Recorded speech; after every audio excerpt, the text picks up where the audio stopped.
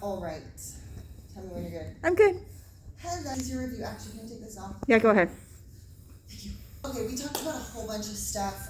A lot of it kind of nitty gritty technique stuff, but the big picture is making sure that we feel our connection all the way, and then really reinforcing our basic timing.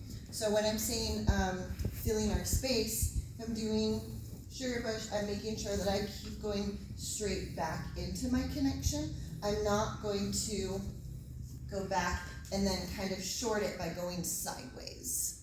Can I use your sure. Do you mind if I don't have it on? Yeah. Okay, cool. So sugar push. So if I'm doing a basic sugar push and then I go sideways by accident, you can see that we don't have a lot of connection built up. Instead, making sure that I fill my space, I find my boundary away, you can see, like you can tangibly see our connection together. If I stopped just shy of that, you can see that we don't have it. That happens a lot if I take a sideways step too early, or do an interruption. If I arc this too much, you can see how I went sideways and we don't have that connection we need. So you can do it again. If I'm making sure I'm still going back in my connection.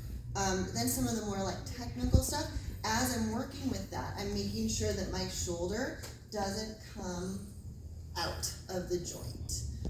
So that feeling of like my back and my chest being broad, everything has a little bit of that feeling of like pushing down under the elbow, so all of this feels very connected.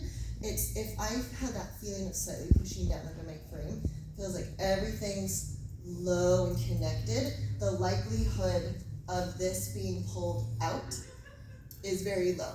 Mm-hmm. I'm going to have to actually feel this. If I'm focusing on that, I have to actually feel that release. And they can feel it as well. It's going to feel like all of a sudden the connection disappears versus actually feeling our tension boundary away from each other. And then from there, that kind of connects to some of the foot stuff. We're talking about on those anchors, being aware of having our feet go underneath us, so I'm in control of where my weight is and where my hip is. If that foot goes too far behind, then I'm going to have to hitch to get my weight all the way there.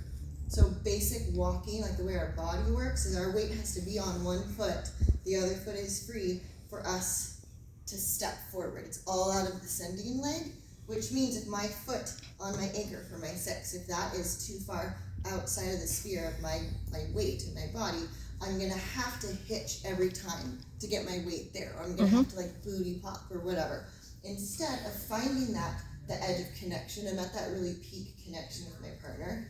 My triple, my 6 is underneath wherever that may be, whether that's at an angle or whatever.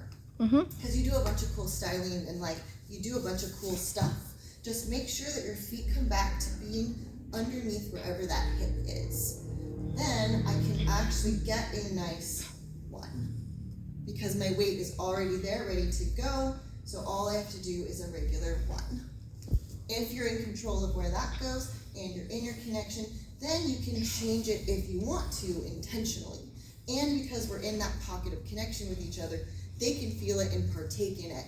If we're actually connected and he starts to feel me do that, he can join in with it.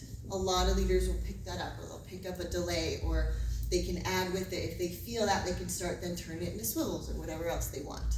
So it's just better and better connection with your partner. Okay. Last little thing was some frame stuff, some hand stuff, especially as we're getting used to more connection with each other. I'm making sure that my upper body isn't high and back. If I'm here, then it's going to feel top heavy over the connection. They're going to feel like they can get pulled off really, really easily. So when we're in these pockets of connection, I'm always thinking underneath the connection. It's really subtle. It's not trying to hitch my butt back, and it's not everything back. It's just really subtly underneath. You can feel it when it's underneath versus when it's over. So if you have somebody to practice with, or if you have like a band to connect to a door or anything, you can really feel when it's below and above. Always aiming for here. And then the last little thing is just having a little bit more engagement in the fingers. I'm always aiming right here where the fingers hit the palm. And I'm thinking about like the tendons in my forearm. It almost feels like if you ever gotten a massage, and they're massaging this and the tendons make your fingers move. It's that. It's not muscle. I'm not gripping, not curling. I'm not feeling all of this tighten. It's just those tendons flexing. So it's pretty light still. The idea is that we're engaged there, but this is light and pliable. So it can rotate and move depending on whatever they're leading or whatever styling I want. I don't want everything to get tense and rigid. A lot of times that's what leads us to do this. Or if our upper body is too far back, all of this will get rigid to compensate because we feel off balance.